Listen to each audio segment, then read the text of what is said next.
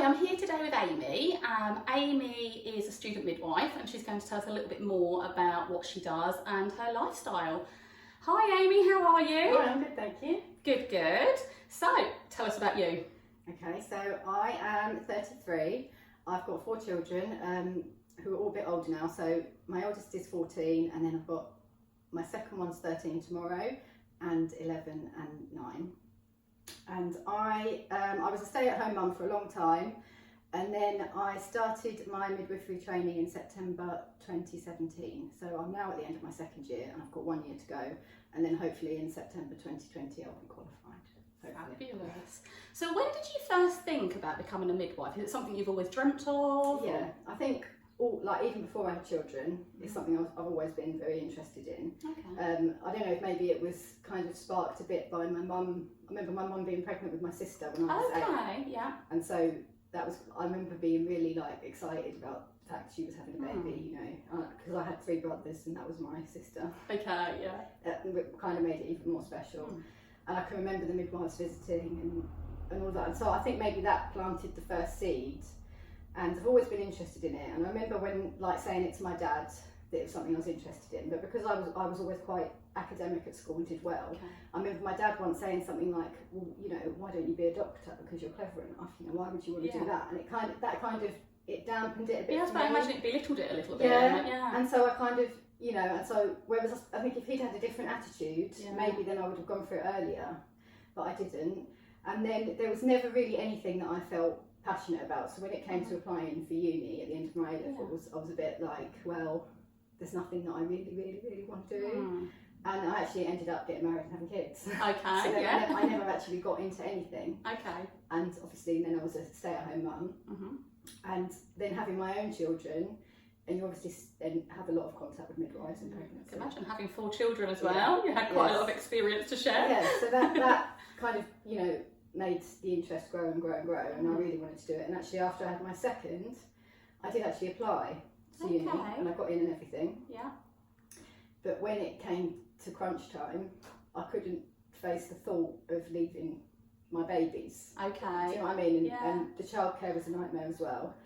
And so in the end I ended up kind of, you know, bailing out of the idea. Yeah.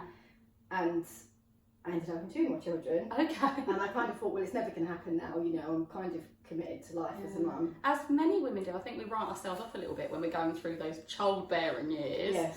But it is good to know that actually it's never too late to kind of make those changes. Yeah. So when did you finally decide this is the right time, I'm going to go for it? So they were all in full-time school. Yeah. And we'd just been through like a year of house renovations, like living in hell basically. And I found myself just really bored, like, you know, sitting at home and kind of just feeling redundant. Like I didn't have much of a purpose anymore. And I don't know, I was quite depressed because I just thought, you know, what am I doing? I thought, I don't want to spend my life kind of just sitting around tidying up the house waiting for the kids to come home from school. And so then I kind of went back to the idea of it and kind of looked at the logistics of it a bit more. Yeah. And then I kind of realised, well, actually, it could be possible now. And the more I thought about it, the more I realised, no, actually, I think I can do it. You start to make it happen. Yeah. And then it actually happened quite quickly because the funding changes to nursing and midwifery it just changed. Okay. So rather than being funded by the NHS, it's now self-funded. So it's like any other degree where you get a student loan and you pay your tuition. Okay, that's interesting. But because of that, I mean, in some ways that worked in my favour because the applications dropped. Yeah. So my application went in late after the deadline, and I thought it would just be overlooked. Yeah. But it wasn't. I think because of the funding change, they were more kind of. They had spaces to fill where normally they wouldn't have had spaces to fill. And so I got in quite quickly. So I think that was a shock, wasn't it? Well, yes. Yeah, so I applied in March, and then found out in May I was in. Okay. And then started in the September. So it was all quite quick. Okay. So what does the process involve? What did you have to do in the beginning? Did you have to go back and complete anything prior to actually starting on the course? Or? Well, I thought I would have to, but I already had the entry requirements in my A-levels. Excellent. But they and again, it doesn't matter how kind of long ago they were. Well, no, they still count. So this is what I thought. I thought that they kind of expired. Yeah. But they don't. They still count as your entry requirements. That's right. But they want you to have evidence of recent study. Okay. And I was quite lucky in that about 3 to 4 years before my application, I had done like a module with the OU. Okay. So that counted as my recent study. Fabulous. So if you've already got the entry requirements, there's no need to like go and do an access course, but you do need to do something to demonstrate you have the ability to do some study. And if you haven't got the entry requirements, then you're looking at doing an access course. Okay. Which is like a year. It's a year long. So it's like an extra year pre-degree, and then you've got the 3-year degree. Fab. Then you went through the uni course. So was that, how many days a week were you kind of studying, and what did it involve? Okay, so where I'm at uni, they do it a bit differently to most other unis. Okay. So most universities with nursing and midwifery, they do like block placement. So you have like 4 weeks at uni doing theory. Okay. And then 4 weeks full-time placement. Out on the field. Yeah. Okay. So doing like 37.5 hours a week in placement. Okay. And then you're going back to theory. So you're doing it in like blocks. Yeah. Like, Okay. Whereas where I am, they do something called integrated placement. Okay. So we have 1 uni day a week and then 22.5 hours placement. Like for the entire year. Okay. And we only get 7 weeks holiday a year. Okay. So everybody says to me in May, oh, you must be finishing uni now. It's like, no, I'm not finishing uni, thanks. I'll still Just carry on working. Okay. Yeah. So, I mean, I suppose the benefit is the way we do it is it's kind of more consistent. You haven't got that stop, start. Yeah. And it's nice to have that contact with your uni cohort on a weekly basis rather than you're going like 4 to 6 weeks not really seeing anybody. It's nice to have that support. And do you find that works better as well with kind of planning the childcare and things, does it? Yeah, I think it just makes it more consistent that your requirements are kind of, I mean, they're not the same every week because your days change. Okay. But in terms of the amount of time that you're out of the house for, yeah, I suppose it's more consistent than if I was doing it in blocks. But I mean, I've not done block placement, so I can't really... Can't compare the experience. No, I understand. When you first decided that you were going for it and you were about to start this, did you find that you got a lot of support from family and friends, or did they think you were completely bonkers to try and take on something else in your life? No, I think I had a lot of support, I think. I don't think nobody told me it was bonkers. I think everybody also could acknowledge the fact that I'd been at home for such a long time that it was almost like, well, it's about time you're doing something. I think that was more people's thought than the fact that I was bonkers. I hope I wasn't bonkers. Yeah, no, that's just something I often hear from sort of friends and people that just meet me when I sort of tell them that, I'm a working mum and I juggle 2 businesses and I've got 3 children. Their first reaction is normally, bonkers, how do you fit it in? But as you know, when you're juggling, you can, as long as you plan your week and you know what you're doing, you can work around and you can be more than just a mum, really. Being a mum's great, but you can do more if that's what you want to do. Yeah. So what does your typical week look like? So tell me about talk about last week, for example. How did your week pan out? I have to now think back to last week. I'm trying to remember. So I'm thinking last week, what did I do? I worked Monday day, a 12-hour shift. Okay. And it was exhausting, and I think I did deliver a baby on that shift as well. Wow. And then on the Tuesday I was on a night. So that's quite a difficult transition going from a day into a night. And having a family working around it. Yeah. Yes. So and then Tuesday night, and actually Tuesday night was actually one of the most stressful shifts of my life. Okay. And it was really like emotionally and mentally challenging. Yeah. And I remember coming home on the Wednesday just completely, just in a completely different headspace because of how stressful that shift had been. And then Wednesday, Arabelle went on her school trip, so she was away. So actually it was a bit calmer in the house with one less child to worry about for those couple of days. Yeah, and being the youngest child as well, I can imagine she's probably the one that needs you the most around the house. And then Thursday Wednesday I was sleeping, recovering from my night shift on Tuesday. And then Thursday was uni day. We actually had a skills day.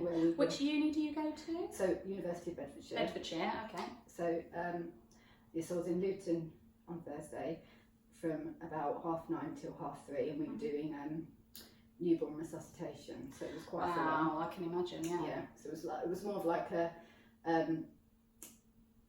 practical learning than most of our learning is sat in classrooms, theory. Based, But now we're getting more kind of doing practical stuff in a minute in preparation for practical exams in Yes. July. Okay. And then Friday I actually had off to chill out. And and then this weekend I've been at home. So yeah, it's not been too, like last week was alright I think, because my shifts were at the beginning of the week, Monday, Tuesday. The rest of the week was a little bit calmer. And do you know your shifts sort of quite far in advance so you can make those plans? Sometimes not. Sometimes you only get them like 2 weeks in advance. Okay, so you've got to do some quick thinking. And yeah, but I've been quite lucky in that, like, my childcare requirements aren't massive because the boys are like a bit older. Yeah.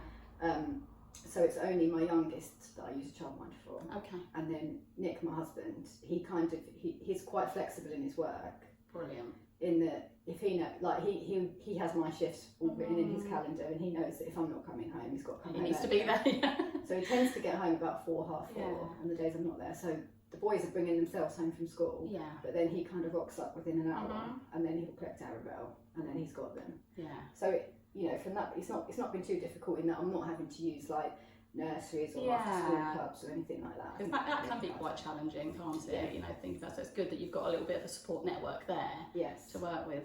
Okay, so you're crazy busy. Yes.